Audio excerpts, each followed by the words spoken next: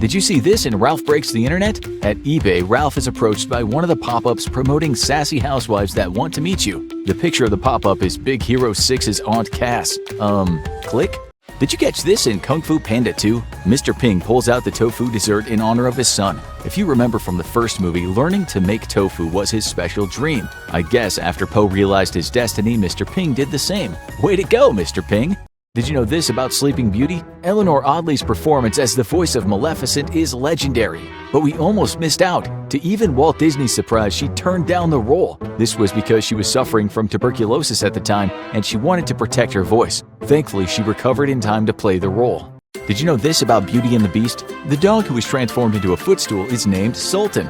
Another name for a footstool is Ottoman. The Ottoman Empire was ruled by a sultan. Sweet secret pun, Disney. Did you notice this in Madagascar? Take a look at the captain's patch and you'll see that the ship in his command is the SS Act II. Funny enough, we're in the second act of the story, where the animals arrive in Madagascar. How deliciously meta. Did you know this about Dragon's Gift of the Night Fury? Toothless aggravation in the scene is an example of art imitating life. Literally, his movements are based on one of the animator's cats who had tape stuck to its tail. Did you catch this in Finding Dory? When the sea lions Rudder and Fluke show their tail tags, pause real quick, and you'll see the tags are A1 and 13. A113 is the number of the Cal Arts Room where many of the Pixar animators sharpen their skills.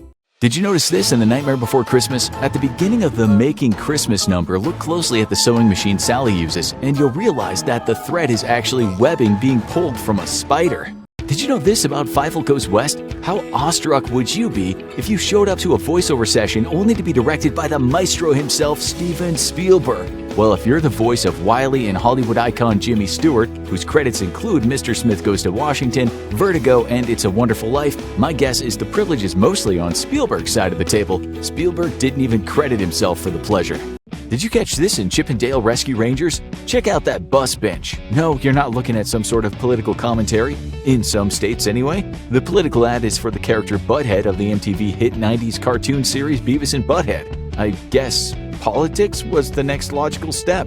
Did you see this in Sonic the Hedgehog 2? Get a load of the mech manual Agent Stone holds up. It's designed like the early generation Sega Genesis video game manuals that came with the carts.